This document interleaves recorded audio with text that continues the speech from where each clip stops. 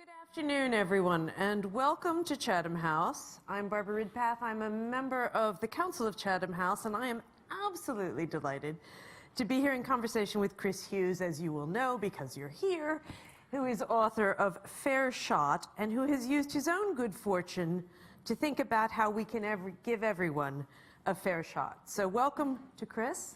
Welcome to all of you. What we're going to do is we're going to be in conversation for the first bit on a range of topics, but funnily enough, mostly around his book. And then we will open it up to a conversation with you. So while we normally ask for questions, in this case, I'd actually like some ideas as well. So it's not just about questions and answers. I need to say that this, because we are being videoed or webcast, this is on the record, and it's not on Chatham House rule, which would be difficult with an event like this. You can send comments via Twitter using hashtag #CHEvents, and I am reminded to ask you to put your phones on silent mode. All right, so that's where we are for the start. Chris has been here since Monday morning on publicity tour for his book, and I'm very curious, given what you've done and where you're speaking, what you've had as a reaction. We'll get to the basic premise in a moment, but having done some work on this myself, let's be clear, you're pushing a guaranteed income and not a universal basic income. There's a little bit of a difference between that. But given that it's a U.S. concept, or your concept is to apply it in the U.S., why a UK tour? Well, first off, thank you, Barbara, for chairing today's event. Thanks to the organizers at Chatham House. I've actually been here since Sunday evening and have yet to see the sun. So thanks so much for rolling out the London red carpet. But it's a real pleasure to be here today and to have the chance to talk about this issue, the book. I'm sure everything going on with Facebook, all of these different things that are happening in the world today, all of which are very important. I'm here in the UK because in many ways this is the frontier of the conversation around economic inequality, and specifically the role of cash. Cash with no strings attached, whether it's through a universal basic income, a guaranteed income, a sovereign wealth fund, all of which are very much alive and well in the political and civil discourse here and are increasingly so in the US. But if you zoom out and just sort of take stock of where the issue is, I think the fact that it's really the UK and Canada that I think where the leaders of the countries are really grappling with this the most. Obviously, there are trials that are in development and to be run soon up in Scotland. There is a very large trial already underway in Ontario. And I think the reason for that is twofold. First, the inequality that we are experiencing in the United States is equally as problematic, if not extreme, here in the UK and in other places like in Canada. I think the US still takes the cake, unfortunately. But it's a problem internationally. And I think, secondly, the reason is because this idea goes back quite a long way in the political discourse of the UK and the United States. You know, the actual original, not only did Thomas Paine and others write about it centuries ago, but the interest in the past 100 years comes from a woman, a female economist here in the UK, writing in the 1930s and 1940s, Lady Juliet Reese Williams was her double last name. And then after she created the idea, Milton Friedman picked it up and it exploded in the United States. Richard Nixon became a fan, and then we can go through the history of it since. So the opportunity to be able to be here to talk about the book and to really engage in dialogue, hopefully we do get some good dialogue this afternoon, is why I'm here, and it's an honor to have the opportunity. Do you think the fluency on the subject is better over here? Because no question. Okay. Yeah, I mean, no question. We're getting there in the U.S., but there isn't quite the same immediate, I think particularly on the part of political leaders, there are more questions about, well, how can we get this done? This is a big idea, but what's policy really going to look like in the U.S.? And that's one of the reasons that I wrote the book. I talk about a part of our tax code, which I think should be the framework to do it. But there's a lot more questions about is this really feasible in the US? And obviously those questions are alive and well here too, but there are political leaders who are very much out there and saying, we can do this, it is possible, it is affordable, it is complex, but that lends the kinds of urgency to the conversation that, that's inspiring to people like me. So I'm going to test the audience. I think it's kind of useful without making this a debate where we're voting before or after exactly. First of all, how many people in the audience, I presume it's a high number, are fluent with the concept of universal basic income or guaranteed income? It's pretty good. Now, the next and obvious question is, how many of you think it's a good idea? And I'll tell you why I'm going to say that.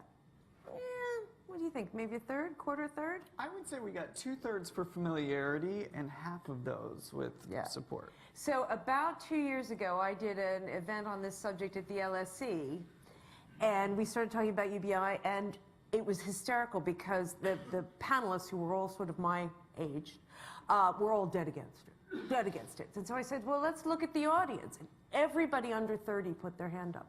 And everybody over 30 did not. Now, that was not true here today, but that's why I ask. Because there's a demographic difference, I think, also in the UK of who thinks this is a good idea. I think that's true, too, in the US. And I think it's important. Well, I think it's true for two reasons. The first is the moral case. I think that there is something particularly that young people in the US, but people in their 20s, 30s, millennials, if you will, feel that no one should live in poverty in the richest countries, in the richest moment in history, full stop. We have a moral obligation to take care of one another and ensure that everybody can escape poverty, and what's more, we can use cash to provide the economic opportunity for people to climb the economic ladder. So I think that kind of intense moral commitment to that idea, it's not to say that lots of people of different ages and backgrounds don't share an affinity for it, but there is a sense of I think, moral responsibility that is particularly felt by folks who are younger. The second reason, I think, is that I believe that we live in a time when the neoliberal economic and world order is coming apart. I think that we see this not just on conversations around the basic income or the guaranteed income, but I mean, look at what's going on in the United States right now. We have a Republican president who is going out of his way to impose tariffs on steel, and his own party is sort of, they're saying some things that say, well, this isn't a great idea, but are still very much lining up in support. So I think on the right and on the left, there's a sense that we have almost fetishized our obsession with individuals and markets, and that, given that median incomes have not risen in the United States in 40 years, literally we just keep cutting the tax rates on corporations and on rich people. And then you look around and median incomes are up by, I think, 3-4% over the course of 40 years. There's a real reckoning with the fact that that just isn't creating the kind of economy and the kind of society, and I think the kind of democracy that we want to live in. And I think that's very intuitively and viscerally felt by folks in their 20s and 30s, because many of them came of age in the midst of the Great Recession and are still struggling with how to find economic opportunity in the workforce, record mountains of student debt, a healthcare system that isn't working for them. We could go on at length. But that opens up the space for thinking about big, new, quote-unquote, crazy ideas. All right, so that allows me to do the one poke I have in this whole thing, which is only one. Which is, why not sort out the causes of this inequality rather than paper it over with a guaranteed income for everybody? Well, we should. I mean, the guaranteed income is not a silver bullet, and I think it's really important. Sometimes people who talk about, particularly some of the folks who talk about a UBI in the context of the rise of the robots, almost talk about it as a kind of religion, that we can just implement this and all of our problems are going to go away. So I am not part of that school. I'm not convinced that technological automation is going to destroy jobs wholesale. Massive dislocation, yes. Wholesale destruction, I'm skeptical of. Nor am I here saying that a guaranteed income is going to solve healthcare, education, structural issues in the economy. I am making the case that I think we often overlook the power of cash because it challenges core assumptions about trust that have developed over the past 40 plus 50 years in our society, arguably even longer. You could go back centuries if you're really trying to chart the genealogy. And specifically, you know, the idea that we don't like cash because if you give a poor person money, they're just going to waste it, right? Like that's the idea. They'll spend it on cigarettes, they'll spend it on booze, they're just going to hang out, they're going to drop out of the workforce. I mean, it is, the levels of cynicism on this are very deep. And now, when you look at the data, when you go to social scientists or even economists or people who've looked at this sort of stuff, you've got hundreds of studies internationally, in the developing world, in the developed world, and in highly developed contexts like here in the UK and in the United States, which show that that is just not true. When you provide people with cash, they spend it on themselves, their families, their communities. They work just as much as they did before, if not in some cases more. Their health outcomes improve, their education outcomes improve. There's a lot on this in the book, so you don't have to take my word for it. But the data is there that exposes our trust deficit for what it is. And so this is a little bit of a circuitous way to get to your question, but I guess what I'm getting at is not that we shouldn't also think about the rise of monopoly powers and a more regulated kind of approach to our economy, that we shouldn't also think about international trade or the financialization of the entire economy. All of those kind of big structural questions. Or the SEC issue you raised in your book, which I thought was really interesting. Absolutely. All these kinds of big structural questions we need to have. Let's just not overlook the fact that we could eradicate poverty today. Yeah. And if we decide that with cash, and if we decide that we're not doing that, then we are effectively making the decision that that people should live in poverty, and that economic opportunity isn't the most urgent thing. And we can use cash to provide that opportunity, not as a silver bullet, but as a key and powerful tool in the toolbox. There was, and I left my copy upstairs, but there are lots here. There was a wonderful quote in the book from Martin Luther King Jr., and it's the 50th anniversary of his funeral yesterday, so it's a pretty important day around him anyway. But it talks about the importance of stability and security in people's lives, and the difference that makes to be able to know where your next meal is coming from, or where your next money is coming from. And again, to use a UK example, a couple years ago, the Bank of England thing, someone from Citizens UK said that over half the adult population does not have 500 pounds for an emergency. Doesn't have 500 pounds if they lose their job, or have a shortage, or a relative who falls, needs help. And so could you talk a little bit about why that stability has been perceived as important in the work you've been doing around this topic? Well, I think it's, we talk a lot about jobs in our politics, specifically because a job used to be synonymous with stability. Mm-hmm. If you had a job, you had probably a full-time, in the US where our social safety net is so much more tattered, is so much more piecemeal, it's even worse because you historically have relied on a job for benefits, for retirement, for all kinds of things. It is different here, but I think many of the same principles apply. A job used to mean stability. It used to mean 40 hours a week, health care, vacation days, sick leave, a retirement savings account. That is the kind of job that my parents had. My mom was a public school teacher.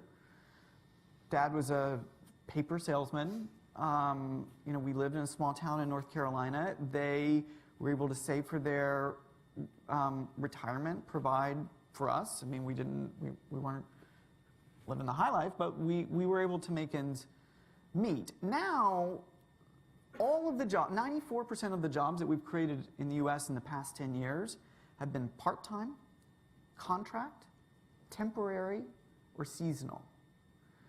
Effectively, so we talk a lot about the gig economy. Yes, that is the Uber driver who might have brought you here today or you'll interact with. It's also the Starbucks worker who one week gets 20 hours, the next week might get 5, the next week might get 40. The Starbucks worker gets health care. The Starbucks worker gets health care, this is true.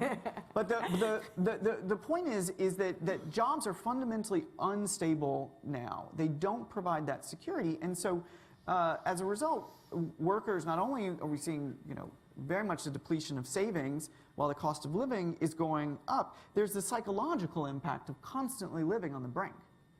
And when you don't know how much income you have, how are you supposed to do basic budget? How much rent can you afford? If you don't have job security, if you don't know how much your income might be next month, there are months when you do well, and there are likely months when you don't. And many of these people don't show up in poverty statistics at all because of the lumpiness, or they might show up one year, but the next year be technically out. So the problem that I think we need to solve is not only the income inequality, which is at record levels, but the income instability that the gig economy and globalization in our current markets have created with a foundation. So specifically, something on the order of magnitude of $500, 350 pounds every month for everybody who makes the median wage on down, as really a heartbeat of stability in the background. That's not enough money. I mean, whether it's $6,000, $6,000, or 4,000 pounds, it's clear that is not enough money to live on. It's meant to be a kind of supplement, a foundation, an income that, when combined with other benefits and wages, provides some semblance of stability and economic opportunity. And then in the long term, if it is true that jobs go away wholesale, as Elon Musk and others sometimes claim, then we have a down payment for kind of more, for the kind of universal basic income idea that is usually talked about as more money and going to everybody, if that turns out to be as urgently needed as some think it might be. It's probably worth mentioning, I don't know how many people who did economics are in the room, but there are a lot of rather famous economists that are in favor of this idea. I mean, they include Tobin, they include Milton Friedman, and I think Keynes was even a fan. And yet, one of the things that I've been struggling with as I've been working my way through this is, if you have a guaranteed income, the nice bit is maybe people won't do McJobs anymore. Maybe they won't be willing to do the kind of menial work that they're paid here, hopefully a London living wage for, but a lot of them aren't even paid that. Or does it mean it'll be worse because all of those sort of unpaid internships in Parliament, they can now say, well, you don't need to be paid because you're getting your basic income, so I don't have to pay you at all for cool jobs. If you want to be a Vogue intern, there's not a chance I'm even paying your lunch anymore, Or is it just inflationary because suddenly you've just bumped everything up by $12,000 a year? And I don't know, I honestly don't know the answer to that. Have you done any, has anybody been talking about that? Yes, studies have been, I think the first question is more complex in some ways than the second. The consensus in the economics community is that unless this is done through issuing debt, the concerns around inflation are pretty muted. Because you're taking it away from somewhere else. Exactly. It keeps the money supply constant, and there have been some studies that have looked at this and have shown very little inflationary impact. There are people who want to do quantitative easing for the people. And I think in that context, particularly in Europe, there are groups here who are organizing for that idea. And there, I think the inflationary concern is a little more urgently, it requires a more urgent attention to address it. But the other thing, too, you talk to a lot of economists about the inflation concerns of a guaranteed income, and most of them say, A, we could use some more inflation. Our challenge over the past decade has not been that. And B, the overall economic growth that most of the models suggest from the spurring of consumer spending is likely to outweigh any of the inflationary concerns. On the first question around, what are some of the potential externalities of this, or some of the issues with wage? I think we need higher wages in general, living wage and higher minimum wages in the United States. However, I also think that those are not sufficient to creating this stability. A, because there are a lot of people who aren't covered by, at least I'm more familiar with the US context on this point, but in the US there are a lot of people who are not covered by minimum wage laws. An Uber driver, as a perfect example, an Etsy seller, many of these people in the gig economy that's exploding, they're not covered. And then secondly, for many of the jobs that are covered, they are increasingly still unstable, particularly in retail, which is one of the, counterintuitively perhaps, which is one of the biggest sectors of job growth. And so, yes, those folks should be paid more, but if they still don't know how many hours they're going to get necessarily next week, or it doesn't come with any of the benefits, then you don't achieve the goal of having a job really mean that kind of stability. So I think these are really important questions that need to be ironed out. Another thing I would put in this category is housing policy. How do you make sure that landowners and capital owners just don't take advantage of all the cash that people get? And I think that when the time comes when we're putting a guaranteed income into public policy, we need to think through specifically all of these questions at the exact same moment and in the same piece of legislation. And I'm sure there will be yet more externalities that we're not even aware of. But I don't think that, while those are very much causes of legitimate concern, I don't think any of those on its own is a reason not to push forward with the idea. Okay, this one might be a stretch, but when I was doing a little bit of prep for this, one of the earliest forms or proponents of basic income was actually to recognize that no one had a right to own the land. And if we were going to give ownership of the land to somebody, then everyone should get a dividend for the benefits that land produced, whether they owned it or not. And that's where it came from. So in light of what's been going on the other side of the Atlantic and here with Cambridge Analytica, and what's going on today in Congress when your old friend is testifying, is there something to be done around a digital dividend or a digital payment that says, as a result of these companies profiting from the use of me as a customer, that you would think about as a way of conceiving either the funding of this or the solution to some of the problems that have been raised in the last couple weeks? There may be. So let me take a half step back and just give some context on how this particular idea might work, and I'll use a real world example.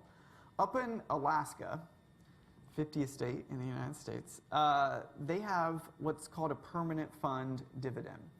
So about 40 years ago, what they did is, in the middle of an enormous boom in oil production and natural gas production, the state was awash in cash, and they said, we're going to take and put a small royalty on all the profits from these companies that are taking advantage of this natural resource, and we're going to put it into a savings account. And what we're going to do is we're going to say that 2.5% of the earnings from that account, 2.5% of the corpus of the account will go to every citizen of Alaska as a dividend. So it was very much a sovereign wealth fund paying a dividend to each person. So now, 40 years later, every single Alaskan in the United States gets a check, no strings attached, every October. It's about $1,500 every year on average. If you've got a family of 4, that's $6,000. Median incomes in the U.S. are around $60,000. So just as a benchmark, imagine your own income getting a check for an extra 10% in October. You would plan for that. You would think about that. And Alaskans say it's very welcome and very helpful. And we know a lot about what happens to the economy up there. People, it brings down the poverty rate massively. People work just as much in Alaska as they do in the lower 48. We know a lot about the positive benefits. It also happens that if you rank states in the United States for inequality, guess which state is 50 out of 50? Alaska. And the permanent fund is not the only part, but is a key driver of combating inequality and making it the most equal state. So the reason I describe that is because there is a conversation brewing about whether data is the oil of the 21st century.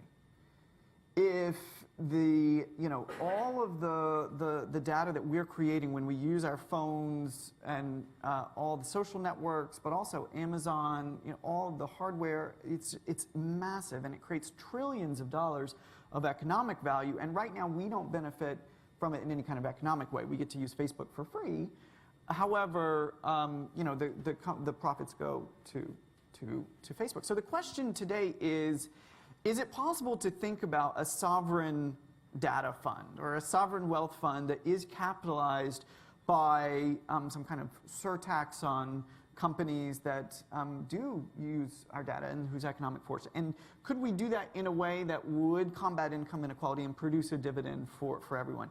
It's really very much at the question stage, because there are all kinds of difficult questions around, well, how would you structure that? What counts as a data company and what doesn't? And to be honest, and I think a lot of other people have more questions than answers on how to do it. But it's the kind of thing that I think we should be pushing on and pushing the frontiers on, because there is a case to be made that without that kind of economic structure, then inequality is going to get worse and worse, and the profits of not just tech companies, but of the markets and the 1% who owns so much of the capital are only going to compound increasingly fast over time.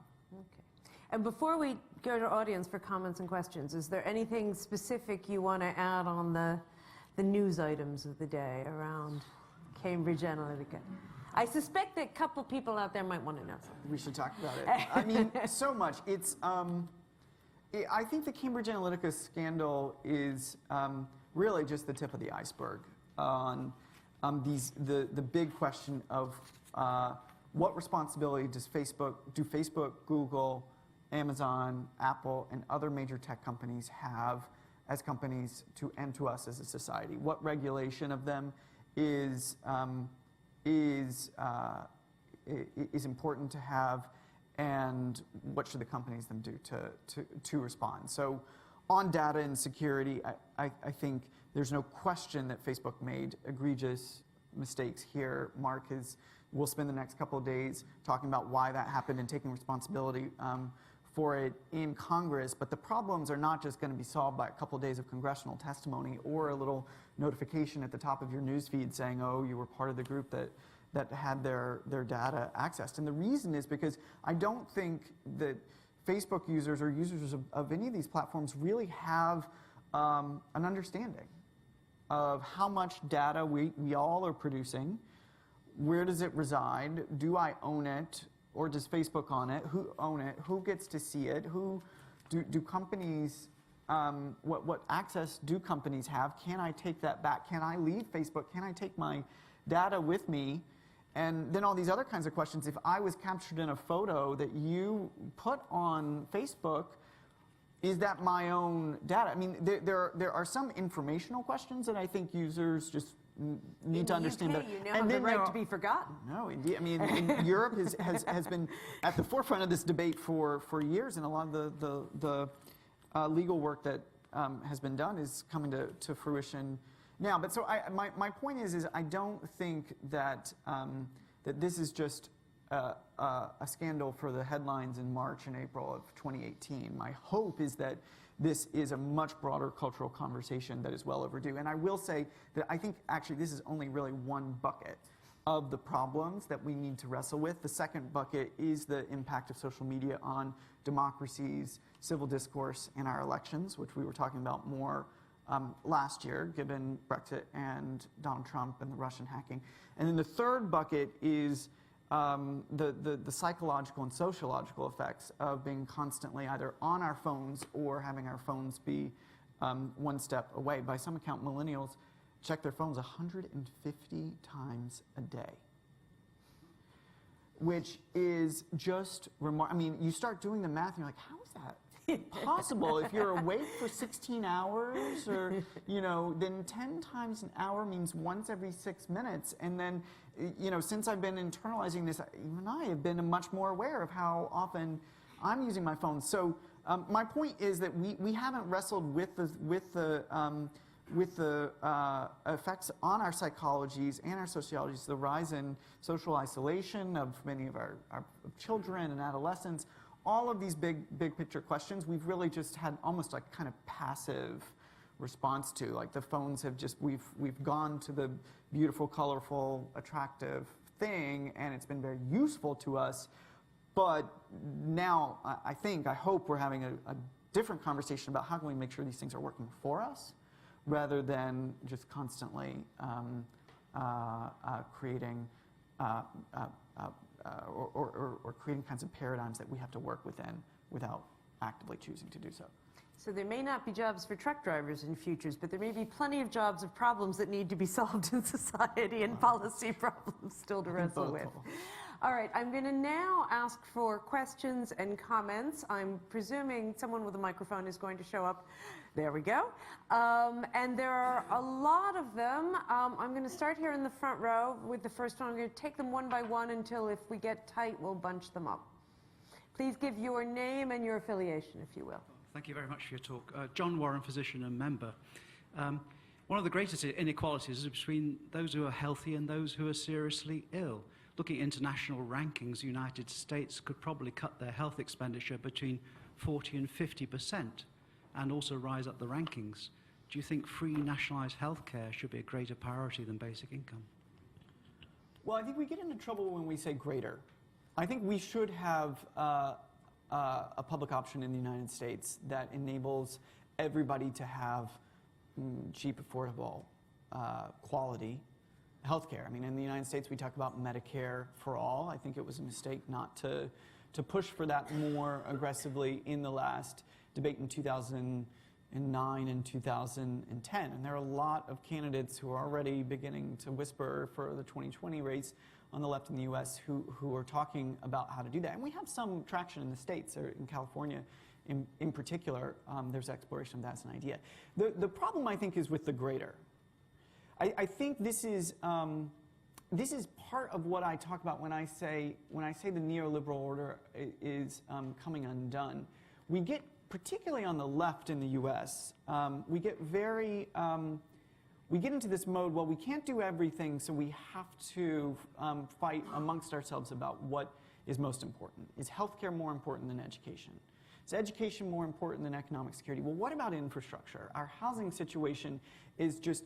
And so what ends up happening is that it's a kind of conversation of scarcity that doesn't, I think in the long term, promote a broader sense of the common good and an understanding that a basic income alongside Medicare for all is the kind of country that I want to live in the United States and elsewhere. Now, the questions are always, well, how are you going to afford all of that? And those are important questions to answer. We just can't, like, at the very beginning of the debate about the kind of society that we want to live in, all of a sudden be cost constrained. Because I will say, in the right, in the United States, they are not.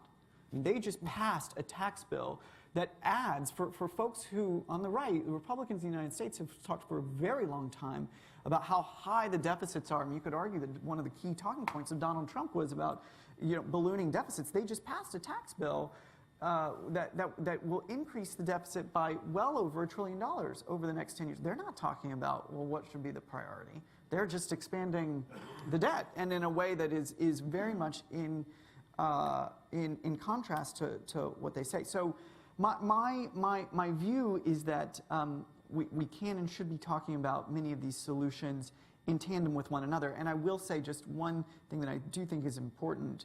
There is quite a lot of data about improved health outcomes as a result of a guaranteed income. If you provide a guaranteed income to people, you see hospitalization rates in the experiments in the 70s and in some later on, hospitalization rates do go down.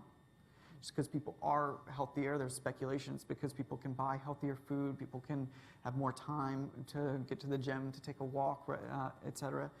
And you also see, importantly, a decrease in psychological issues and mental health issues. The biggest pilot that has shown that is actually amongst Native Americans in North Carolina. The Cherokee have a basic income kind of program, and the kids from the families who have received that money have 10, even 20 years later, double-digit reductions in mental health issues and addiction rates, et cetera. So my point there is to say we should think about all of these things in tandem with one another, and we should recognize that providing cash stability does have important secondary health effects that would be something I think that we all want. But if you're interested in that, UCL's just come out, their Institute on Global Prosperity has just come out on a big study on universal basic services, which is saying take the NHS model and apply it to transport, infrastructure, housing, social housing, for just that reason. So it's the obverse. It may well be. Next. On the aisle here. Can I send somebody with a mic this way? Just there. There we go. Thank you. You raised some interesting points. Could you give started your off name by and saying, sorry, Sharmila Whelan from Asianomics. You suggested that the guaranteed income would have no impact on money supply and it wouldn't lead to a rise in public debt. That implicitly suggests that it's going to be funded by taxing entrepreneurs and businesses, right, to fund it. My concern is that you start taxing entrepreneurs and companies at punitive rates. What you're going to do is going to kill the entrepreneurial incentive to invest in new businesses and create new jobs. And so that's one. And you're going to slow down the rate of innovation and specialization and economic growth overall, right? Again, it's not going to lead to zero inflation, right? Even if the money supply is constant. Because as we know, the lower your income is, higher is your marginal propensity to consume, i.e. the more you spend, the lower your income, the more you spend out of each dollar that you earn. So what you're going to see, I suspect, is that actually the poor are going to suffer. Precisely the people you're trying to help with the guaranteed income, that the price of goods and basic consumer goods will go up and essentials, and actually in real terms, they're going to be no better off, right? And Chris, it's example. I think that's pretty clear. So, Chris? Well, so here's where, so I think we disagree ideologically on a couple key points. Entrepreneurship is at historic lows in the United States. I'm less familiar with UK data, but perhaps some people could volunteer. I mean, the idea that job starts, the rate of companies that are being started has not been this low in decades in the United States. So if we're going to talk about entrepreneurship, and the problem is that we already don't have enough entrepreneurship. Yes, we have the Facebooks of the world, which in some ways can be which I do think can be culturally misleading, because we see the mythology of the rags to riches story here, when in reality companies are starting at a much lower rate than they ever had before. And I think that a lot of that is because people don't have the basic liquidity, certainly not the savings to weather, they don't have the savings to weather a negative event like an emergency, let alone the ability to invest or pool capital to start a business. So my view is that kind of liquidity is what is most urgently needed to spur entrepreneurship and to invest in people who have the ideas in the first place, not to create more and more of the kinds of gargantuan consolidated companies, which are the story of the economy today. I also think that the idea that tax rates are going to be so egregiously, such egregious penalties in the U.S. I mean, we just lowered our corporate tax rates to near historic lows. I mean, let's be clear. My tax rate is less today than it was for my parents growing up in a middle-class household. So the idea that we can say to the wealthy and to the corporations that are profiting, you should pay your fair share. We're going to bring your taxes back into line with where they were for much of the 20th century, when, by the way, economic growth was much more robust, and that growth was much more broadly shared. That prosperity was much more broadly shared. We're going to do this in a way that's different, that invests in people to be able to invest in themselves. I just think in the long term that is the recipe, not just for the moral case for this, but also for the pragmatic case, for the case that is in the long term what is going to grow the economy and lead to more robust growth in the long term. Good. Ooh, there are lots of hands. How about this first row here, right in the front row? I'm Rose Defoe. I'm a student at Cambridge doing my MPhil in policy. I had a quick question around guaranteed UBI, around the gender lens that can be applied. There's been a lot of talk about social integration and it's supporting gender neutrality, but there's also a bit of discourse at the moment around actually it could exacerbate some tensions and women could be the first to leave the market and it could normalize women staying at home and doing domestic duties. What are your thoughts on that? Will it be good for gender relations, or could it actually push women back into the household?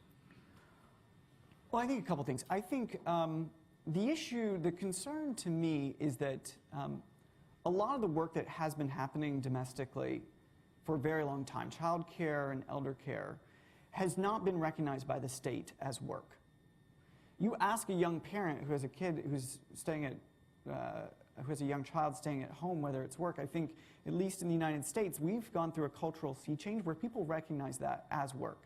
And so I think that we should expand. Specifically, I talk in the book about the earned income tax credit as the framework to build a guaranteed income in the U.S. And as part of the contingent, I want to expand the definition of work to include a lot more untraditional kinds of activities. But I think that a guaranteed income, to speak directly to your question, would enable people to make the choices that they want to make about what kind of work that they want to do.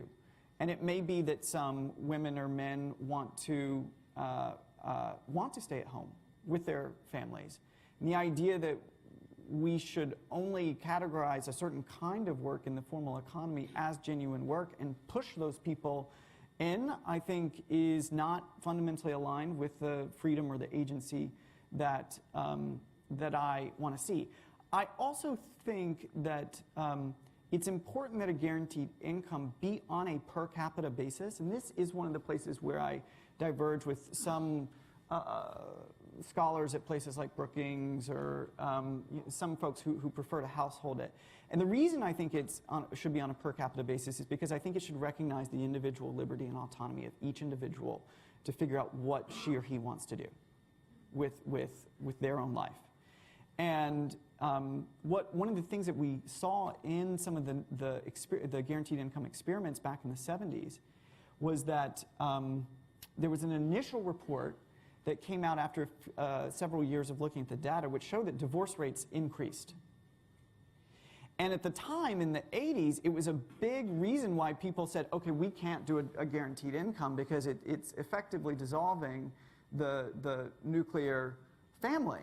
And now, 20 years or 30 years later, we look back on that, and most of the scholars say, well, that enabled a lot of women to have the autonomy to leave relationships that weren't working for them, because in that period, labor force participation amongst women was significantly lower.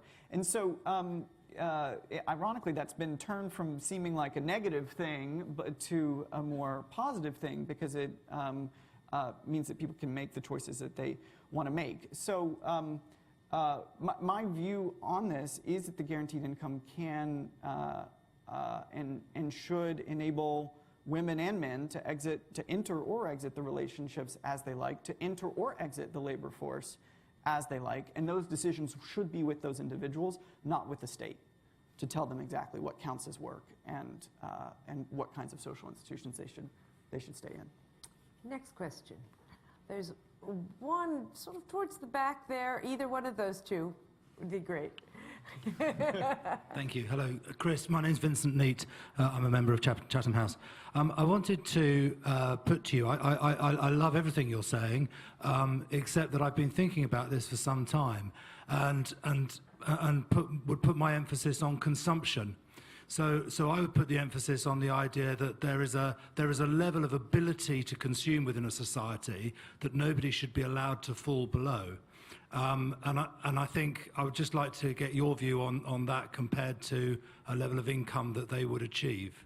I know I said I'd take them one by one, but why don't you, Vincent, pass that one ahead, and we'll do two at once. Thank you. You've talked about the benefits that can come in, for example, Richard Neild, Chatham House member. You've talked about the benefits that can arise from basic income tools, improved healthcare outcomes, and so on. I'd be interested in your views as using basic income tools as an incentive and actually tying basic incomes to certain socially desirable behaviours or outcomes. Is that something you would think there is some scope for, or is it unhelpful and dangerous? I think it goes against all my values. I'm very suspicious of paternalism in all government programs.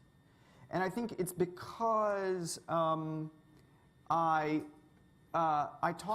grew up with and continue to talk to and spend a lot of time with people who spend much of their days running from one government office to another to prove that they qualify for a certain kind of benefit. I mean, I was about 4 or 5 weeks ago, I was in Jackson, Mississippi, meeting for a couple days with a lot of young mothers, all of whom were living in public housing, and just listening to their experience of what it's like. Again, this is in the U.S. context, but I have a feeling it's not that dissimilar elsewhere. Just going from the food stamp office to the housing voucher office to all of the kinds of regulations that happen around what kinds of relationships they can be in, to even trying to understand TANF, which is our kind of welfare program. I mean, it was mind-boggling, and it meant that for some of these women, the economists of the estimate that their effective, marginal, it's not tax rate, but for every dollar that they go out there and make, they lose as much as 60% of it in benefits. So I'm just very skeptical of the idea of elites, people in rooms like this one, telling poor people what to do. And it's very much a values-based belief that I think that more often than not, not just poor people, but working class people, middle class people make the better decisions. So that's why, just to give context on why that goes in the other direction. I'd love to hear more on the first question. I'm not sure a basic level of consumption ability. That seems interesting to me. The first thing I think about is, well, what are all the things that people pay for that they don't that don't count as consumption? You know, public transit or childcare, or maybe all of those things. You're using the more economics example of those count as consumption as well. But I'm not what do you get by reframing it and saying instead of it's a guaranteed income, it's a guaranteed consumption stipend? Or I'm curious to hear more. My starting point for this was actually thinking about the taxation system and thinking that the way in which we tax companies and people on the basis of income it doesn't really make a lot of sense to me, because the better I get at something that I'm doing. So I wanted to start thinking about how we might be able to tax people on the basis of consumption. And then therefore, actually, how would you create a system whereby there was a minimum level of minimum level of consumption that would not be taxed, in the same way today we have a minimum level of income that would not be taxed? Well, this is, I think it's really interesting. Talk about a provocative idea in the U.S. context where we don't have, a VAT. Some people in my community favor funding this instead of taxes on the 1% through a kind of VAT. And specifically, in so doing, using the refund of the VAT as the guaranteed income, if you will. So if everybody's paying it, including folks in the bottom quintile or 2 quintiles, it's the refund from that which funds the benefit. So it ends up being that those who consume more end up paying more. So I think that's a really, really interesting route to go. The politics of it are more difficult, but I would put it in the category of ideas worth I'd love to read a great paper on that. I'd love It worth also- of further exploration. It also has interesting environmental implications if you're actually trying to reduce certain kinds of consumption. It's very green. Yeah, that's my point. I'll write you that paper.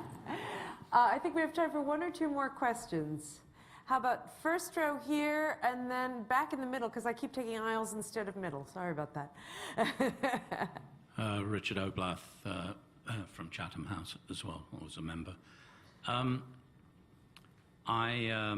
I must admit, one is I'm way away from being a millennial, so take that as it, with my comments. The trust factor is one that worries me because I've seen, I've been fortunate enough to do well in my own lifetime. My children have benefited from that. I saw a lot of their friends who essentially had a lot of money at them and have wasted their life, and I really worry about giving money for nothing. The other thing is your premise is that inequality is growing. Now, that I don't know the statistics for the US. I suspect it is. But in the UK, actually, income inequality has been narrowing and is now at one of the lowest levels for a couple of decades. Doesn't mean that we don't have a problem with underemployed or unemployed. The unemployment rate's very low.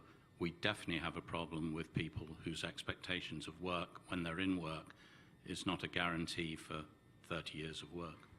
So I wonder, I see the moral reason for doing this, but I think you have to look at each country in the US, perhaps each state. I mean, look at Alaska and then model some of the things from there, rather than blanketly across the developed world say this, because the most inequality, frankly, in the world is not in the developed world. I'm going to bunch these if I can. Can I take the question in the front row here and then the woman on the aisle here, and then we'll ask you to try and handle all three at once? Hi, Alexander Pitlarge, and I'm just a guest here. What would your views be on cutting more on the benefit system here and replacing more hypothecated benefits with UBI, and instead of giving out benefits for specific things, just giving most people a UBI to live with? Okay, and last of all, there we go. Thank you. Claudia Hamill, member of Chatham House. There's been a system going in Finland, different experiments been going on there, and I'd like to know what your views are on that, because it's had its ups and downs, and whether you can draw any parallels for the book that you've written. There you go. Fantastic. Okay. So to the first question, the first part, I think it's important to be to make a differentiation between folks, trust fund kids, and people who are living in poverty. I think the psychology of living in poverty is a constant stress of trying to understand how you're going to be able to budget every single moment. I hear this anecdotally from people all the time, but there's also a lot of psychological evidence to show this. If you're interested in this question, there's a fantastic book called Scarcity, written by Sindel Mullenthain and Elder Shafir, and it goes into the specific cognitive and psychological effects of scarcity, of not having enough.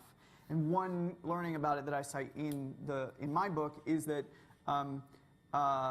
folks who are in that group who don't have any savings whatsoever and couldn't afford, if their car broke down, it cost them several $1,000s. If you look at their IQs in comparison to everyone else, they're just as high. But when you ask them questions about what would you do if your car breaks this afternoon, their IQ points, on the same test, they drop by 14 points, compared to the control, which doesn't drop at all, which is the equivalent of like pulling an all-nighter.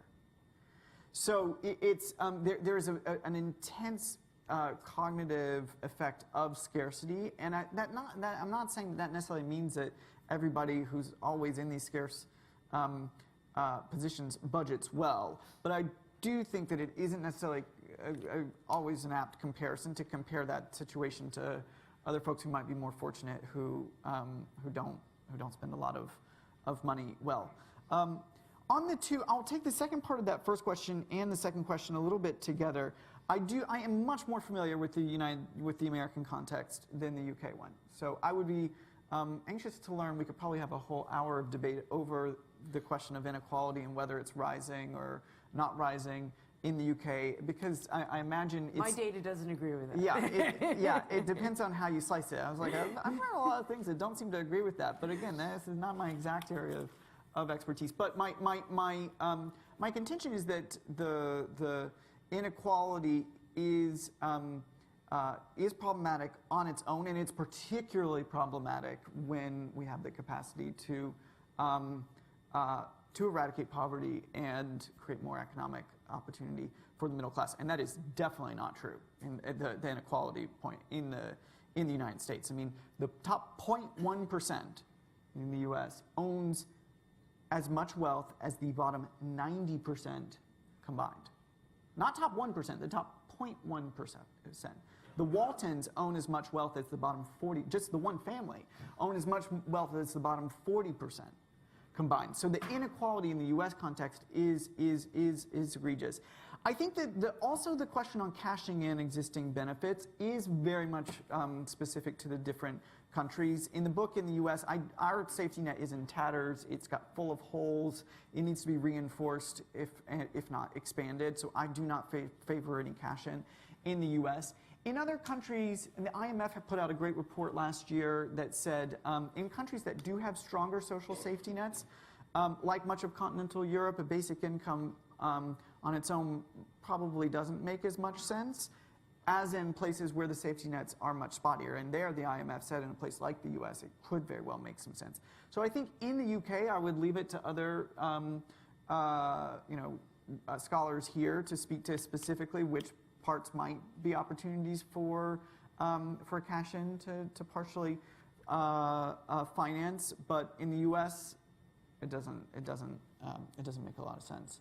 And then lastly, on the Finland, there are pilots going, as I was saying at the top of the conversation, in Ontario, in Scotland, soon in Scotland, in Finland, and in Kenya. The Finnish one is the one that, to be honest, is the most problematic. It's really, because it's targeted just to people who are unemployed, it's kind of like a cash supplement. It's not a guaranteed income. It's not a universal basic income by any means, nor is it really a guaranteed income. It's really just a kind of rethink of the benefit structure. So I always bristle a little bit when I see it being referred to as a real basic income kind of experiment, because I think it is, of all of the ones happening, I think it's the one that is the most problematic, and we'll learn less from that than we will from the others. And I should say the organization I'm co-running, the Economic Security Project, we're doing a demonstration in a city in California, in Stockton. Yeah. There's another group called Y Combinator, which is doing an even bigger pilot in another state in the U.S. So there's a lot happening on this front. The question to me is not, can we get enough evidence around these questions? Because I think we already have a lot and we can get more. The long-term question is, can we build the political will to get this done? And those are the sets of questions that keep me up at night, and I think that's the most work that needs to be done. So I think what we'll need to do is bring Chris back and talk about the political issues and how we actually make it happen in another session when he's next in town. But for the moment, could I ask you all to thank Chris for his time and very interesting conversation.